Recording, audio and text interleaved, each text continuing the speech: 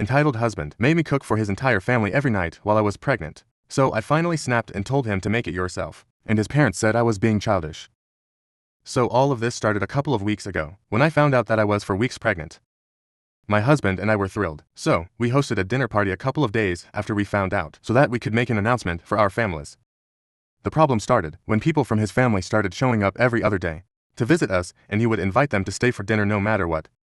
We don't have a housekeeper or a cook. I have to do all the cooking, and that was a problem for me because I don't go on maternity leave until my 3rd trimester. So I'm working right now.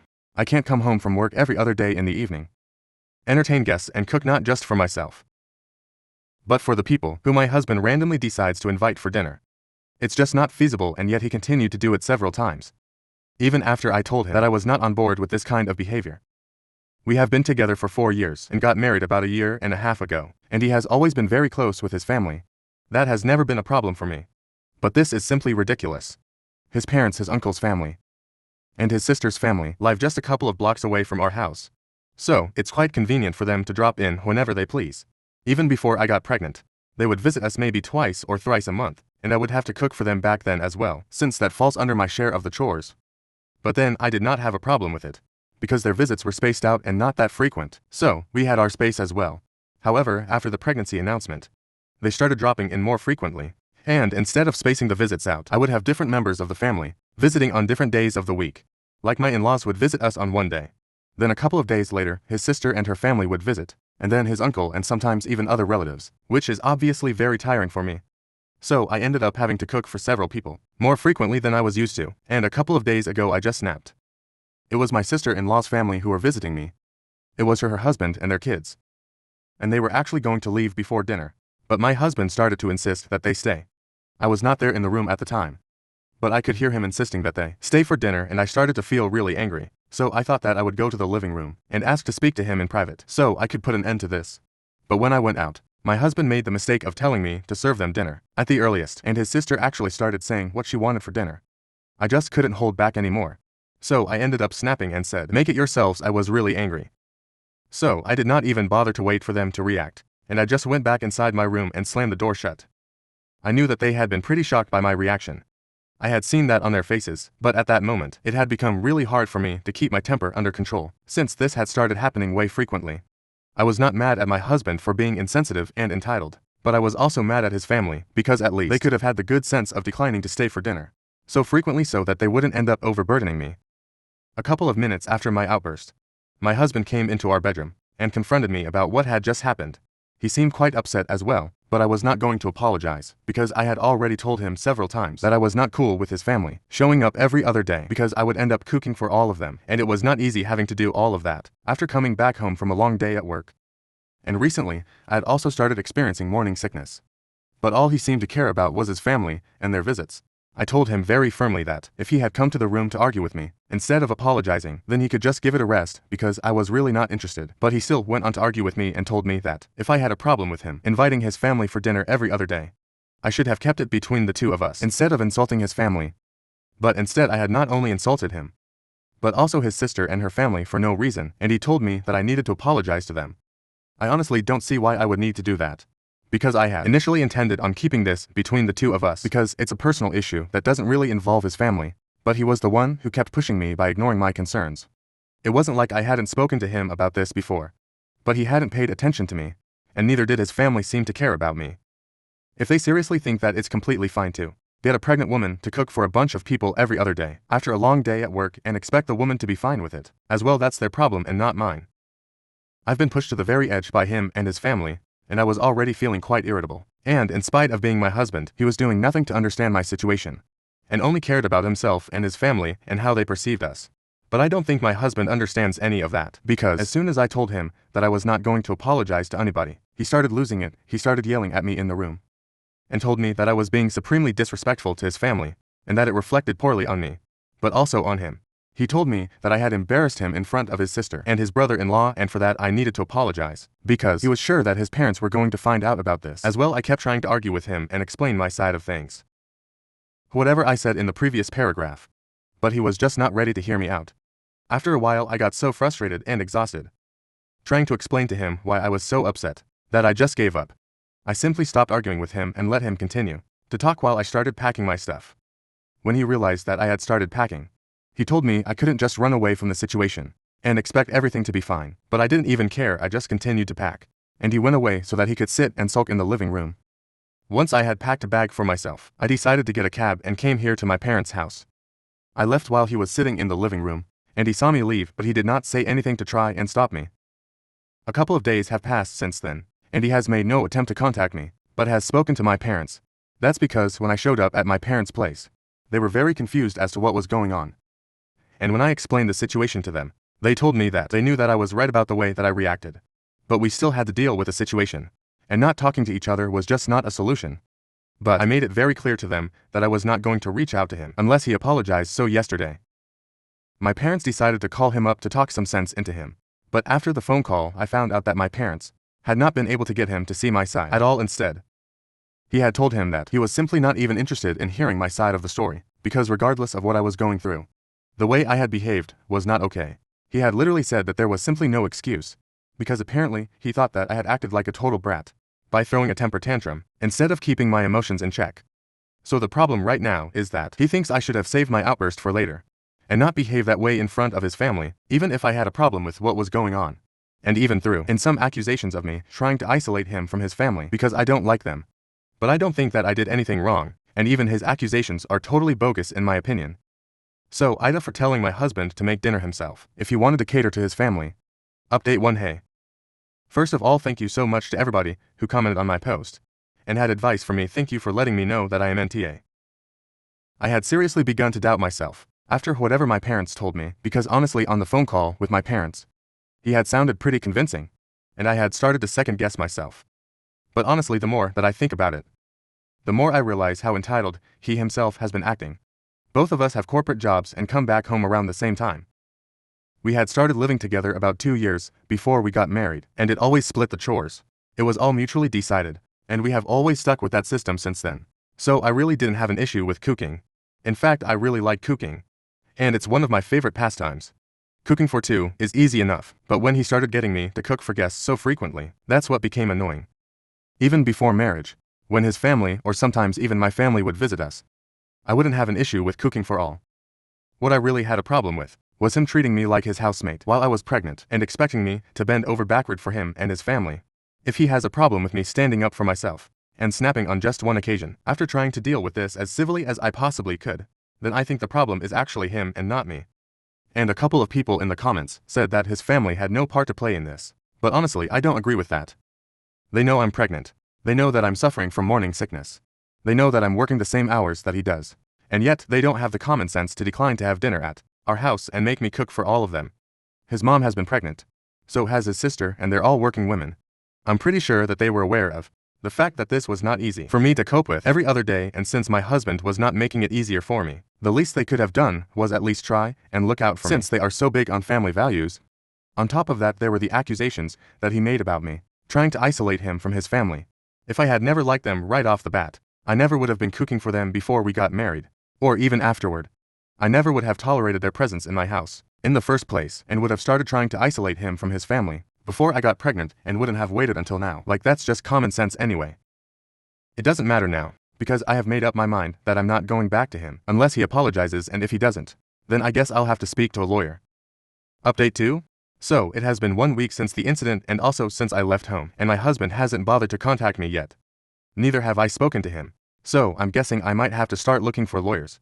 And his parents have convinced me even more that I need to start seeking legal help, because I recently had a chat with them over the phone, and it was not pleasant. They called me up last evening, and in the beginning they were trying to be quite supportive.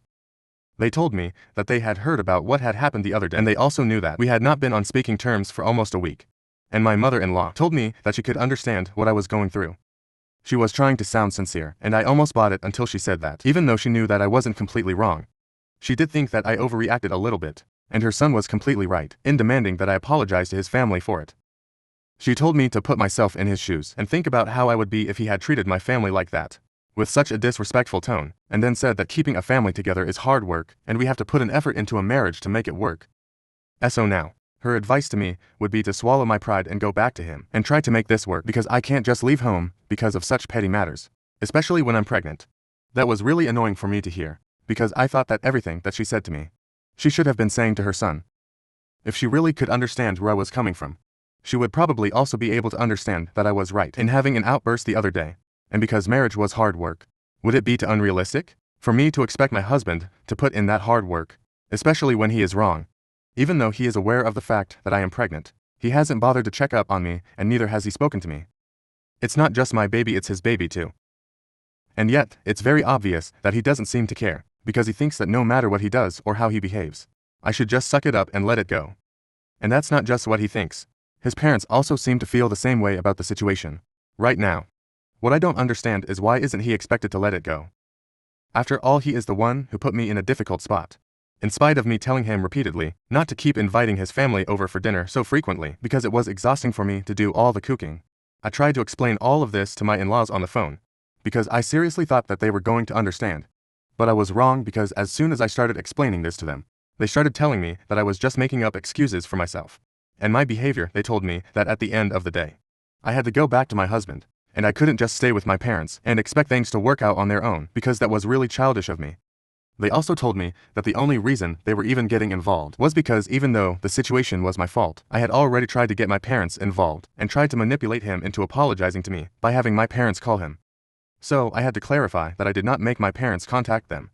They had done that on their own, and they had not even asked him to apologize to me. They had just wanted him to speak to me once instead of ignoring me.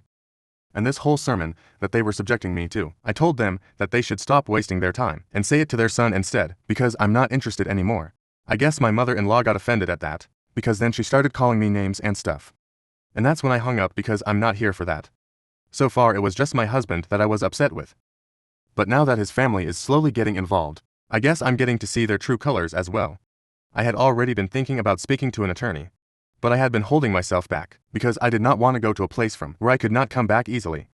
The only reason I was waiting was because of the baby. I did not want to ruin whatever I had so far because of one fight. But now I see that my husband is willing to do that, and so is his family, and if I'm being frank at this point, I don't see the point of waiting anymore, because so far if I had been staying because of the baby, now I'm going to leave because of the baby as well. I don't want to stay in a situation where I'm not respected, and I'm not valued enough, which is exactly what's happening here. So thanks to his family, I think now I'm finally gonna be filing for a divorce. As for custody, I'm ready to settle for partial custody. And he can have as much time with his baby as he wants to. I'm not gonna hold that against him. But on a personal level, we are done. Now update 3. So, it's been 9 days since my last update. And after that phone call from my in-laws, I decided to start looking for divorce attorneys, so I could file for divorce. Within a couple of days, I had started speaking to one guy that a friend of mine knew personally, and we filed for divorce a few days after that. And I guess yesterday my husband was finally served. So he finally bothered to call me up. I don't think he had seen this coming, because he sounded pretty shocked on the phone, and asked me if I really wanted to go through with this. I felt really bad saying it, because I had really been in love with him for all these years, but now I don't think love is enough. There has to be a certain amount of respect in a relationship as well. And that was clearly not present here, because otherwise he wouldn't have treated me like this. And he definitely wouldn't have made those accusations against me. So I told him that I actually intended on going through with this, because after the conversation that I had with his parents, I really couldn't pretend that everything was fine anymore. They had shown me their true colors, and the biggest reason why I was filing was not even them, it was his behavior. If he had bothered to reach out to me before being served just once, maybe I would have changed my mind. But the way he was treating me, like giving me the cold shoulder, was the biggest punishment of all. As if the silent treatment was going to teach me a lesson. It was just weird. I told him that I was really upset with the changes in his behavior that had come ever since I got pregnant, and I was having a hard time reconciling this new personality of his with the guy I used to know. Besides, if he was not even gonna talk to me, I did not see the point of staying together with him, and I had waited for long enough before making the move. In fact, even after I had filed for divorce, I was still waiting for him to contact me, but he did not do so. He only bothered to reach out once he realized that I was seriously going to leave. I couldn't help but start getting choked up while I was talking to him, because I got really emotional, since it hit me that I was speaking to him after a really long time, and we were talking about breaking up. It was a huge deal, so I couldn't help it, unfortunately. He didn't even say anything to try and fix things. After I explained all these things to him, there was no apology. He just asked me if I was going to file for full custody as well. And when I said no, he just disconnected the call without even saying bye. So that was that, and I guess this is the end, because I don't see how we can ever bounce back from this, because he has made it very clear that he's not going to apologize, no matter what, and you know what? I respect that at least We both know that it's over update for Hey. So he is not contesting the divorce. And it's a relief, but it's also really sad for me. I had really never even thought this day would come. But here we are, we have already started the mediation sessions. But that's just for the custody arrangement, since we have always kept our assets and stuff, so that's not going to be a problem. We don't even have any extraordinary demands from each other for the divorce, so that's going to be an easy process. The two of us already have a verbal agreement. We are just going to need to sign off on the legal paperwork, and then we'll be done with it. What about the custody arrangement? That's going to be a bit tricky, because we are getting divorced before the baby is even born, and we know that we can't afford to have our newborn travel back and forth every week, just so we can have enough time with our child. Currently, given this scenario, we are considering the idea of allowing our baby to live with me full-time, and my husband can come and go as he pleases. I'm going to be staying with my parents, so he knows where I am at. And this is what we are considering for the first couple of years, until our baby needs me a little less. I mean biologically. Our baby is going to need me the most once he's born. So, we're just keeping that in mind.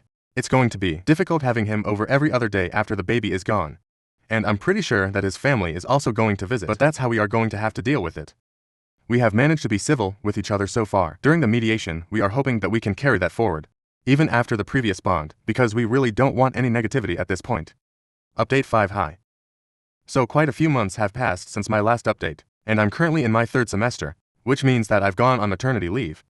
A pretty long time has passed since I last spoke to my in-laws, or anybody from my husband's family. In fact, the only person that I have mainly been in touch with, outside of my own family and friends, has been my husband, or my soon-to-be ex-husband to be more precise. I had completely forgotten that I had bad blood with my in-laws, after the last conversation that we had. So, when they called me a couple of days back, I answered the phone quite cordially, and that seemed to surprise them. And a few seconds after I realized that I had had a fight with them the last time that we spoke, I turned it down as well, but luckily, the way that I answered the phone had set the tone of the conversation already, and they were very polite with me throughout the phone call. They didn't exactly apologize, but they did say that they regretted the fact that things were turning out to be like this. They also brought up our last fight, and said that they should have dealt with the situation better, which is not exactly an apology. But it's not an apology, so it's something. At least I told him that it was all in the past, and tried to make it seem like it was not a big deal, because honestly at this point, it really wasn't. I mean, my husband and I are literally getting divorced. I don't think compared to that, anything regarding them is going to be a big deal for me.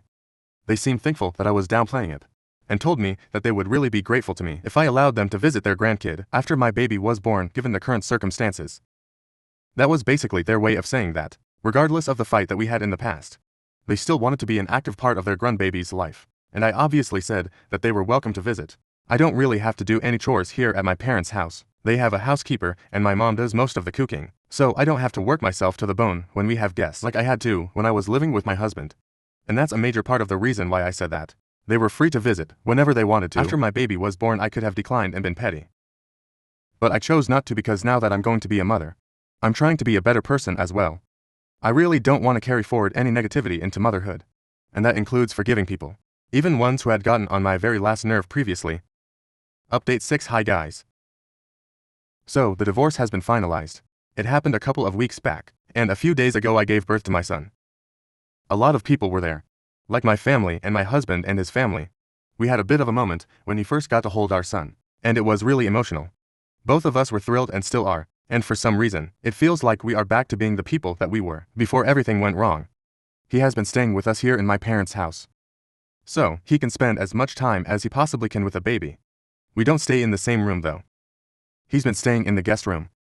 He had been here for a couple of days before the predicted due date, because he did not want to miss even a second of the birth. I mean, it's really hard for me not to get sentimental about all of these things because the divorce is still fresh, and I haven't exactly moved on from him yet. It became even more difficult for me when, after the birth that night, he was helping me out and stuff. And he finally apologized for everything. He told me that he was really sorry that he had to put me through all of this. He hadn't realized how difficult it had become for me. And by the time he did have that realization, it was way too late. I had already filed for a divorce. And he had accepted it, and told me that it had probably been the worst decision of his life, not to fight for me. It got me really emotional, and I had to fight myself really hard. So I did not end up completely sobbing and stuff in front of him. I mean, I don't really hope that we can repair our relationship so quickly, and go back to being the way that we used to be. That's definitely not going to happen anytime soon, and right now I just want to focus on being a mother. But who knows, this is definitely a start. Before this, he wasn't even willing to acknowledge the fact that he had messed up. But now at least, he's willing to admit that he did not treat me as well as he should have anyway. All I'm saying is that, if there is even the slightest chance that we can make it work even after everything that has happened, I would like to take that chance. He has been really great so far, and if at some point we loved each other and we wanted to make it work, I don't see why we can't go back to that point again. Especially now since our baby is here. I want to give our son the chance to have a normal family life. So, who knows, maybe we might put our differences aside. But for now I'm just happy to be a mother.